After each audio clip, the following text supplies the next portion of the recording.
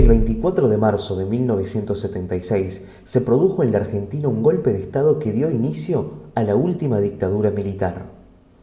Las Fuerzas Armadas derrocaron a un gobierno constitucional y desde ese día se disolvió el Congreso, se impidió el funcionamiento de los partidos políticos, fue prohibida la actividad sindical, se anuló la libertad de expresión y fueron suspendidas las garantías constitucionales de todos los ciudadanos y las ciudadanas. Yo pienso que es una manera de no olvidarnos, esta es la manera de tener memoria, porque más de uno piensa que en estos pueblos que en ese momento contaban con 1.500, 2.000 habitantes no pasaba nada, y sí pasaban cosas, y pasaban cosas muy tristes. Algunos las han pasado peores. Yo respeto a la gente que no se quiere acordar, yo respeto a la gente que no se quiere hablar, que no quiere hablar del tema por el dolor. Sí, es muy feo el dolor, sí, hemos sufrido muy mucho. Ese 24 de marzo de 1976, ¿qué edad tenías, Ana? 14.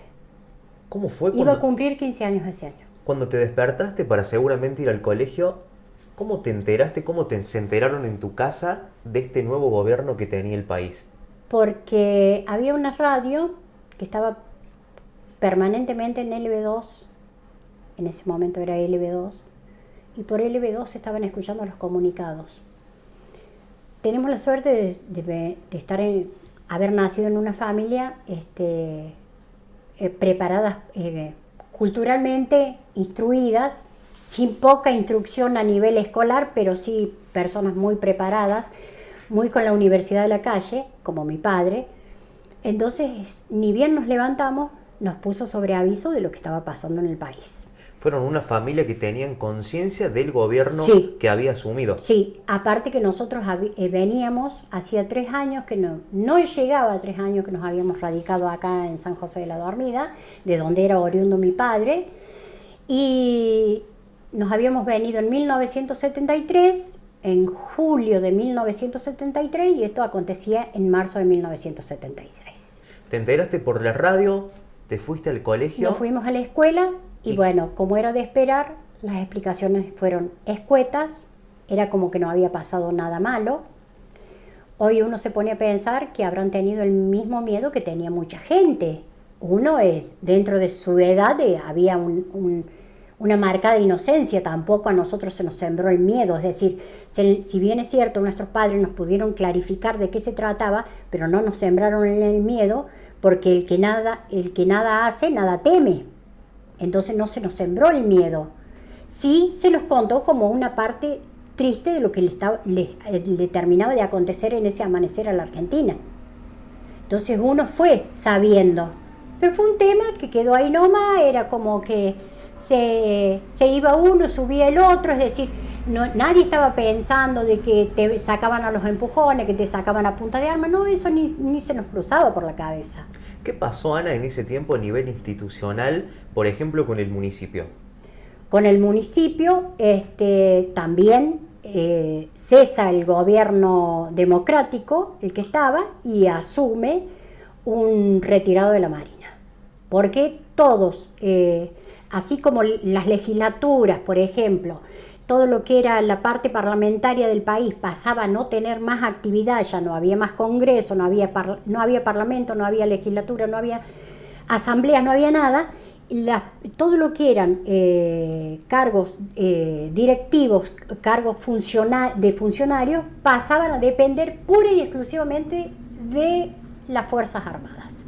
En este caso, San José de la Dormida contaba con un retirado de la Marina que asumió la intendencia de San José de la Dormida, que fue el señor Raúl Caro.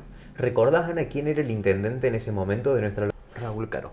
Ana, puntualmente en tu familia, ¿cómo lo vivieron? ¿Qué acontecimientos tuvieron que padecer durante este gobierno de facto? Nosotros sufrimos allanamientos, persecuciones, perseguidas de noche a mi padre, porque a alguien se le ocurrió apuntarlo como un negro subversivo. Nosotros de Buenos Aires a este pueblo vinimos por el simple motivo de que mi padre era chofer de líneas urbanas en Capital Federal. y por su problema de vista, que después todos conocieron, no le renovaron el carnet. Y él siempre nos decía, antes de sumergirnos a vivir en una villa miseria, trasladaba a toda su familia acá para buscar otro horizonte. Ese fue el motivo por el que nos vinimos a vivir a San José de la Dormida, que era su tierra. ¿Tus padres, Ana, militaban en algún partido político? No. ¿Tenían algún tipo de Mi afiliación? mamá era ama de casa, mi papá era chofer de la línea 39 y de la 60, había sido chofer de la 60 y de la 39 en Buenos Aires. Tu papá lo vamos a hablar como el negro, que es como todos lo conocemos. El negro Aliendo. El negro Aliendo. ¿Cuándo él toma conciencia de que es perseguido por estas personas? Él toma conciencia en el mes de abril, no hacía un mes que había asumido, que se había dado el golpe militar, cuando un día sábado, aproximadamente a las 11 de la mañana, es rodeada la manzana de la casa de mi abuela Nati, donde nosotros vivíamos por falta de vivienda, teníamos que estar ahí con ella. Casa que en la actualidad todavía está en la localidad. Está en la localidad y donde vive mi hermana Cecilia. A metros de la plaza central de la Plaza San Martín. De la Plaza San Martín. Veníamos de gimnasia con mi hermana Nora y observamos camiones del ejército. Nosotros nos pareció raro, pero cuando giramos en la esquina vimos que esos camiones del ejército estaban donde nosotros vivíamos. Llegábamos y sí, estaban en pleno allanamiento.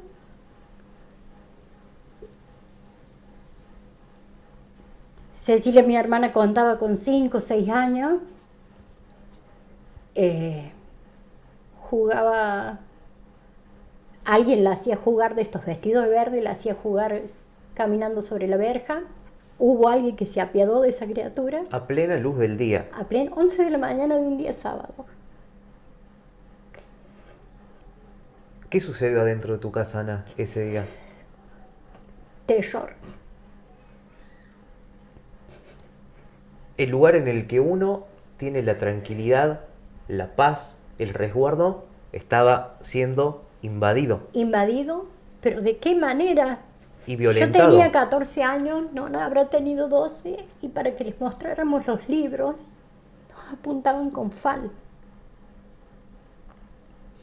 Y a mi papá lo tenían en otro lado, a mi mamá en otro lado. Y nosotros no sabíamos siquiera si a mi papá o a mi mamá la iban a llevar. ¿Qué libros tenían, Ana? ¿Qué libros buscaban? No sé qué tipo de libro buscarían, porque sinceramente los libros que había en esa casa eran los libros de estudios nuestros y libros que yo sacaba de la biblioteca municipal, que en ese momento era donde hoy es el hall de la municipalidad, y había una hermosa biblioteca municipal que la manejaba la señora Titina de Bravo, la madre del doctor Miki. Y ahí íbamos los que no podíamos tener libros, accedíamos a esa biblioteca y traíamos libros. Y esos eran los libros que ellos buscaban y apuntaban y revolvían. Y buscando qué, no sé, porque, es decir, a nosotros nos trataron realmente como si mi mamá y mi papá fueran subversivos. Después uno con los años se entera cómo viene, cómo fue, quién apuntó. No, mi papá era un pobre obrero que no le pudieron renovar su carnet de conducir porque ya no veía bien y se tuvo que trasladar con su familia para no pasar hambre o no terminar en una villa miseria en Buenos Aires. Estas personas que violentaron, que ingresaron en ese momento a tu hogar, Ana, ¿eran personas de aquí que trabajaban en la localidad o eran de otro lado? No, a nosotros apareció gente del comando del batallón 141 del ejército, pero había gente de apoyo que era de la comisaría de San José de la Dormida. Cuando pasó esta intervención que hicieron, ¿cómo siguieron esa jornada? ¿Cómo siguieron sus días? Ahí tuvo que pasar a explicarnos mi papá qué es lo que estaba pasando. Ahí nos explicó. Creo que él tampoco entendía mucho porque él no había hecho nada. Él era un pobre camionero que hacía viajes de piedra o de leña con un Ford Guerrero que tenía, con eso changueaba. Mi mamá era modista, como fue muchos años, conocida por todo el mundo. Y se sentó y nos explicó, y yo creo que él tampoco entendía por qué tanto, pero bueno, a alguien se le ocurrió decir que este negro era subversivo En ese momento, Ana, se enteraron. y que se había escapado de Buenos Aires por subversivo. Así, es decir, y bueno, y ahí comienza, y comenzás a padecer lo otro, comenzás el que ya no se quiere juntar con vos, comenzás a, es decir, empezás a notar que la gente te ralea, porque todo, es decir, se empezó a generar miedo. De todas maneras, hubo, Lo que les sucedió a ustedes, ¿tuvieron conocimiento que les haya pasado a otros vecinos de la localidad? no, es decir, con allanamientos, no. Es decir, que yo conozca en la misma fecha, no. Y dentro del pueblo, no. Todo lo que uno sabe, lo sabe por, es decir, por relatos, que no me corresponde, pero dentro del pueblo, no. Por ejemplo, Ana, cuando iban a un local de comercio o en los recreos del colegio, ¿se hablaba de esto, de lo que estaba sucediendo en el país? No. ¿Qué información llegaba a la localidad No. a través de los medios de A comunicación? través de los medios no, porque los medios habían sido copados justamente por todo lo que era este golpe de Estado, por este gobierno de facto. Entonces los medios eran nada más que comunicados. Los medios pasaron a ser comunicados y los medios podían decir nada más que lo que ellos autorizaban a decir. Y toda la gente se movía hablando de la misma manera, es decir, no se podía hablar, no se podía escuchar, es decir, así como hubo artistas, hubo temas de los que ya no se hablaba. Hoy, gracias a Dios, le tenemos terror a cometer un acto homofóbico, por ejemplo, o de discriminación. Y en esas épocas no, directamente no podías hablar de nada. ¿Empezaste a notar que en la radio se dejaron de difundir ciertos artistas, Sí. ciertas canciones? Sí, por ejemplo, o las famosas, uno se enteraba de que había peñas que funcionaban en Córdoba, pero eran peñas clandestinas, exponiéndose a que apareciera algún allanamiento de estos, alguna redada, alguna racia, porque ese era el nombre que tenían, se hacían las racias, donde vayan a todo el mundo, y estaban los que volvían y los que no volvían. ¿Llegaron los Falcons Verde a la localidad, Ana? Sí, llegaron los Falcon Verdes. Cuando los vecinos de la localidad tomaron conciencia de que el servicio militar estaba en la localidad, ¿se tenía información qué venían a hacer puntualmente? No. Más allá de que éramos un pueblo, es decir, que somos un pueblo que está muy al norte, que distaba, hoy ya no se nota tanto, pero sí las distancias eran como muy largas, no han cambiado los kilómetros, pero sí han cambiado los medios de cómo llegar. Entonces estábamos lejos de las grandes urbes. Y estos eran pueblos considerados tranquilos hasta que a alguno se le ocurrió decir de que había un negro subversivo. ¿Volvieron a sufrir otro hecho de allanamiento, de intervención? Tuvimos otro allanamiento más. En el segundo allanamiento, y ya después de haber ser perseguido durante dos o tres noches mi papá por estos Falcon, que lo hicieron correr, y digo de dónde venía. Donde hoy es la farmacia del centro, había un bar que era el bar de Piro. De mi tío. Y mi papá, como muchos parroquianos, siempre se daban una vuelta en la noche porque era una costumbre. Y de ahí venía mi papá en 2 o 3 oportunidades hasta que en una llegó disparando, golpeando el vidrio del taller de costura de mi abuela, pidiéndole a mi mamá que le abriera porque lo seguían. Entonces ahí sentimos todos ya el miedo.